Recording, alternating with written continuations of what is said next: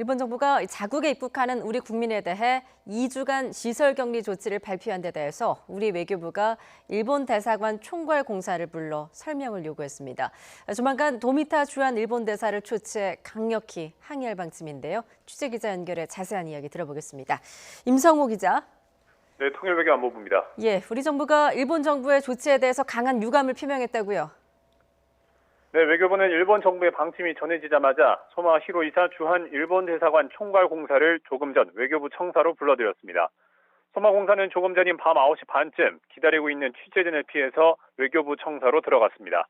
김정한 외교부 아시아 태평양 국장이 외교부 청사로 온 소마 공사에게 일본의 조치에 대한 설명을 듣고 있습니다. 조금 전에 소마 공사가 외교부 청사를 나갔다는 소식이 전해졌는데요. 외교부는 사전에 일본 외교 당국으로부터 2주 시설 격리 조치에 대해서 듣지 못했다고 전했습니다. 회의가 끝나고 나서야 도쿄에서 외교 경로를 통해서 관련 내용에 대한 설명을 들었다는 겁니다. 이에 따라 외교부는 일본 측의 해명을 직접 들은 뒤에 조세영 1차관이 도미타 고지 주한 일본 대사를 초치해서 강력히 항의할 예정입니다. 도미타 대사 초치는 오늘 밤도 배제할 수 없지만 내일이 될 가능성이 더 크다고 외교부 당국자는 전했습니다. 외교부는 특히 우리 정부 당국과 사전 협의 없이 일본이 우리 국민에 대한 강력한 규제 조치를 취한 것에 강한 유감을 표명할 것으로 보입니다. 일본은 이제 한국인이 가장 많이 방문하는 나라 가운데 하나인데 파장이 좀 클 것 같습니다.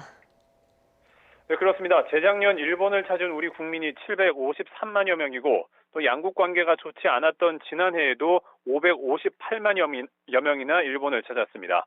그만큼 관광객과 유학생, 기업가의 방문이 잦은 곳인데요. 이 때문에 이번에 일본 정부가 취한 2주간 시설 격리로 사실상 문이 닫히면 여파가 클 것으로 예상됩니다. 또 방역 선진국인 일본이 강한 규제에 나서면 현재 규제를 하고 있지 않은 다른 선진국에도 영향을 미칠 가능성이 있습니다.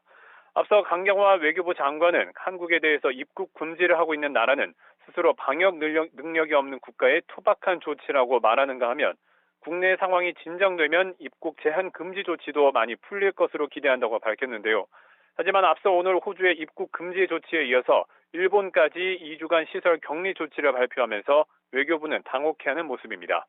현재 오늘 저녁 8시 기준으로 외교부가 파악하고 있는 한국인 입국 금지 또는 제한국은 99개 나라로 늘었습니다. 강 장관은 내일 우리나라에 주재하고 있는 외교단을 불러서 우리 정부의 코로나19 대응 노력을 설명하고 입국 제한 조치를 자제해달라고 촉구할 방침입니다. 지금까지 통일외교안보부에서 YTN 임성호입니다.